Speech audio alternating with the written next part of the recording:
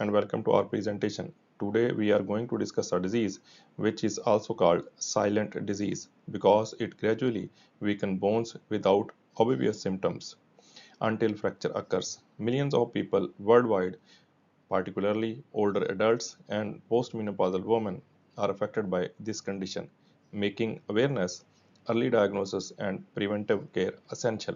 The disease under discussion is osteoporosis. Osteoporosis is defined as reduction in strength of bone that leads to skeletal fragility and fractures.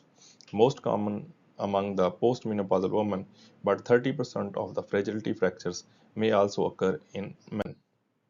While talking about the mechanism of development of osteoporosis, there are many inducing factors and there are some possible mechanisms of development of osteoporosis, which includes apoptosis, inflammatory reaction, autophagy, non-coding RNA, DNA methylation, which leads to decreased osteoblast and osteocyte activity and increased osteoclast activity, leading to development of osteoporotic bone, which becomes prone to fractures. There are many risk factors which may be divided into non-modifiable and potentially modifiable risk factors for the development of osteoporosis. Non-modifiable risk factors include personal history of fractures as an adult, history of fracture in first degree relative, female gender, advanced age, white race, and dementia, while potentially modifiable risk factors include current cigarette smoking, estrogen deficiency, early menopause, which means less than 45 years of age, bilateral oophorectomy, prolonged premenstrual amenorrhea, mostly more than 1 year, poor nutrition, especially low calcium and vitamin D intake, may also lead to development of osteoporosis. Alcoholism, impaired eyesight despite adequate correction, recurrent falls, inadequate physical activity, and poor health and frailty also leads to development of osteoporosis. There may be no signs and symptoms associated with osteoporosis until fracture occurs, giving it the name of silent disease.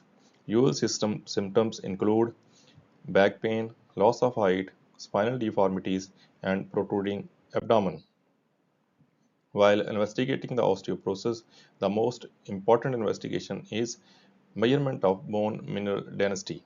The T-score less than 2 minus 2.5 is indicative of osteoporosis, while the risk measurement scores, which includes FRAX, OST, or score, which usually indicate the 10-year probability of experience of fracture or risk of osteoporosis for patients based on current weight and age, and other factors which are considered are prior estrogen use, race, and fracture history.